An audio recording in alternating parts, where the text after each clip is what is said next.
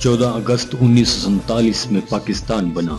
हमने कुर्बानियां दी। सबने ये सोचा था ये नहीं बचेगा। हम बचे भी और अरूज पर भी पहुंचे। हमें 71 की लड़ाई में चोट लगी, कोई बात नहीं, कौमों को चोट लगती रहती है। जिसको लोग समझते थे ये कमजोर मुल्क है, हमने टक्कर ली सोवियत यूनियन से। सबने कहा ये मुल्क नहीं बचेगा। अल्लाह का फजल है आज हम मौजूद हैं। वो नहीं बचे। हमने सोवियत यूनियन को तोड़कर इसको अलग अलग करके रख दिया। 20 करोड़ मुसलमान आजाद करवाए जो पिछले 150 साल से सोवियत गुलामी में थे। पाकिस्तान एयरफोर्स दुनिया की अकेली ऐसी एयरफोर्स है जिसने बैक वक्त इसराइल और इंडियन क्राफ्ट को एयर टू एयर कॉम्पैक्ट में मार गिराया। वो हमसे डरते हैं और हम पर दहशतगर्दी की छाप लगाते हैं। Armoured force is the only armoured force जो दुनिया भर के मुसलमान फोर्सेस को तरबियत देते हैं, ट्रेन करते हैं। दुनिया का सबसे बड़ा नहरी निजाम हमारे पास है। दुनिया का सबसे बड़ा गंदम पैदा करने वाला मुल्क हम हैं। दुनिया में सबसे ज्यादा अल्लाह और उसके रसूल से इश्क और मोहब्बत करने वाली कौम हम हैं। मौलाना अशरफ अली थानवी ने क़याम पाकिस्तान से गालबन 6 साल पहले अपनी बीवी को वसीयत की थी, पाकिस्तान बन जाएगा, तुम वहां चली जाना। खान ऑफ कलात को ख्वाब में रसूल करीम सल्लल्लाहु अलैहि वसल्लम ने पाकिस्तान में शामिल होने का हुक्म फरमाया।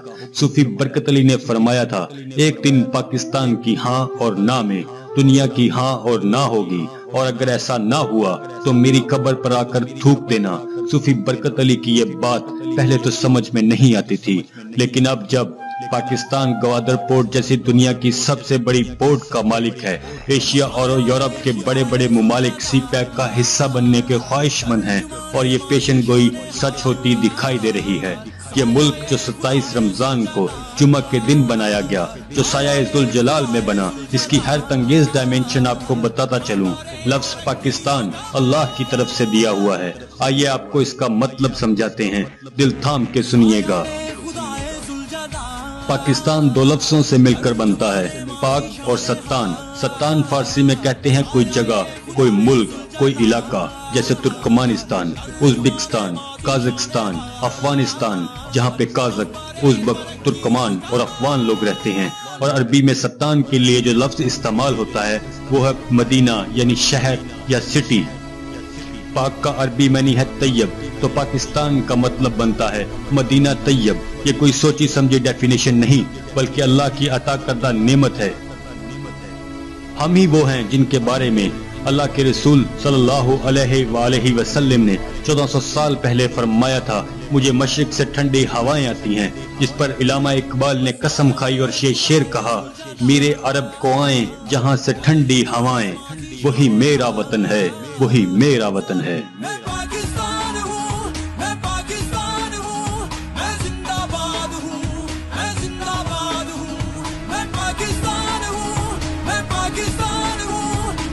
अब जरा ये देख लें कि पाकिस्तान के मुतल्लिक इलामा इकबाल का ये गुमान दुरुस्त है और हजूर करीम सल्लल्लाहु अलैहि वसल्लम की अहादीस में वाकई पाकिस्तान की तरफ इशारा है, या आपने अक्सर सुना होगा इस्लाम की 1400 साल तारीख में मदीना के बाद पाकिस्तान दूसरी रियासत है जो इस्लाम के नाम पर कायम हुई।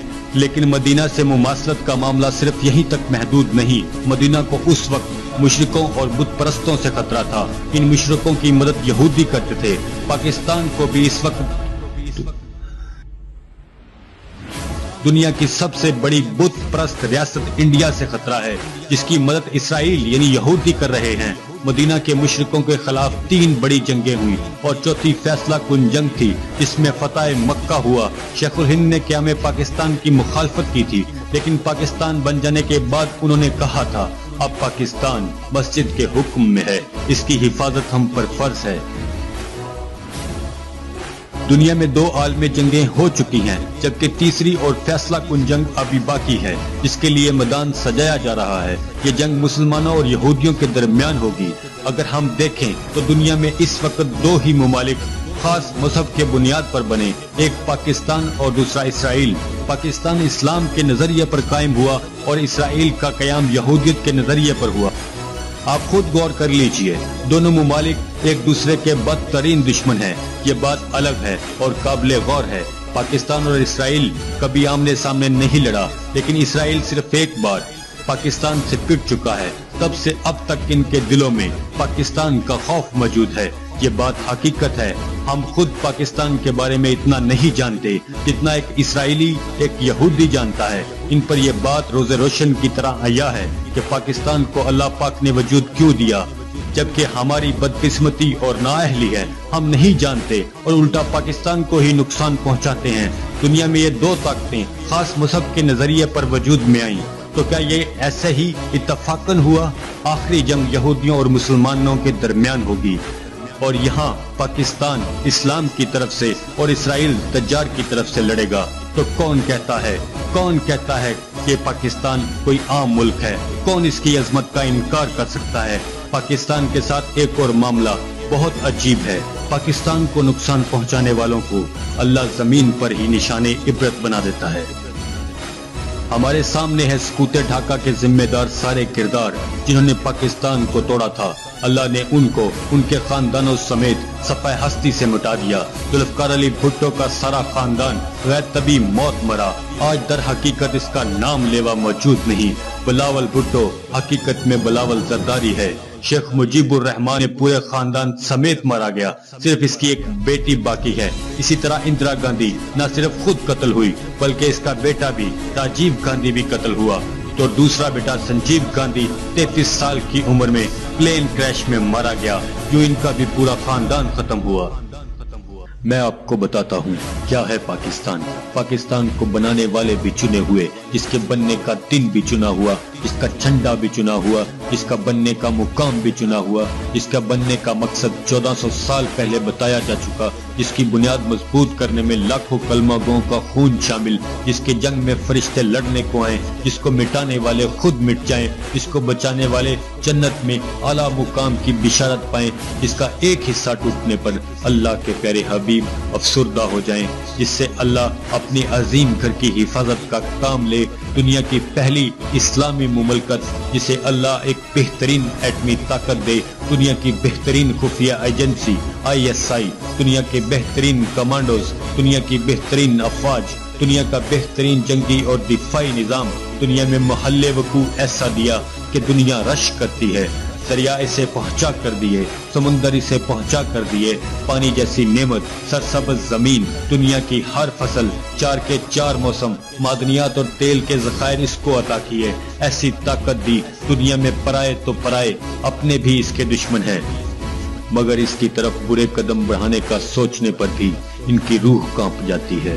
یہاں سے ہزاروں میل دور اللہ کے پاک گھر کی حفاظت کا کام اللہ جس سے لے، روس جیسی طاقت کو ٹکڑے ٹکڑے کروایا، امریکہ اور اس کے اتحادیوں کو افغانستان میں دھول چٹوائے، جس کے مجاہدین کو اللہ کے نبی صلی اللہ علیہ وآلہ وسلم خوارج سے ٹکرانے کا حکم دیں، جہاں سے میر عرب صلی اللہ علیہ وآلہ وسلم کو ٹھنڈی ہوائیں آئیں، جس کے شہید افضل ترین شہید انڈیا کو ایک کبوتر سے ڈرائیں، ان کا میڈیا سے لے کر آرمی تک ذہنی مریض بن جائے، جس کے ہتھیاروں کا کوئی ثانی نہیں، ایسی ٹیکنالوجی، ایسے ذہین لوگ، چنے ہوئے انجینئرز اور سائنسدان جن کی مثال نہیں ملتی۔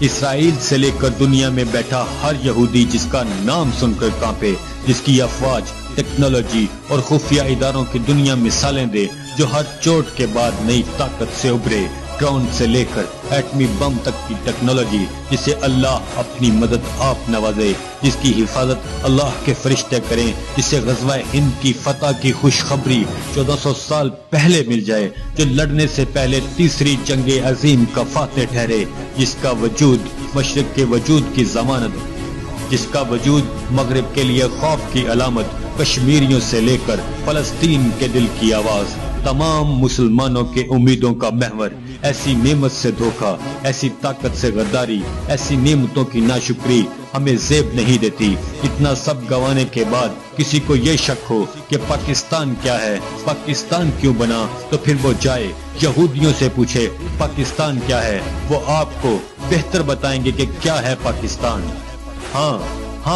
ہاں میں مانتا ہوں، یہاں چپڑاسی سے صدر تک سب چور ہیں، یہاں ظلم ہے، یہاں ناانصافی ہے، یہاں بے روزگاری ہے، یہاں فحاشی ہے، یہاں دھوکہ ہے، یہاں لوڈ شیڈنگ ہے، یہاں ہر برائی ہے۔ ایسے میں یہ نہ سمجھ پانا کہ کون ہے جو اس ملک کو چلا رہا ہے، لیکن یہ قصور میرا اور آپ کا ہے، پاکستان کا نہیں، پاکستان کی پاک سرزمین کا نہیں۔ اسے اللہ نے صرف اور صرف اس لیے وجود دیا کہ اس پاکستان نے دجال اور اس کے حواریوں کو شکست فاش دینی ہے۔ یہ پاکستان سے اسرائیلی اور امریکہ اور ان کے حواریوں کو پٹنا ہے۔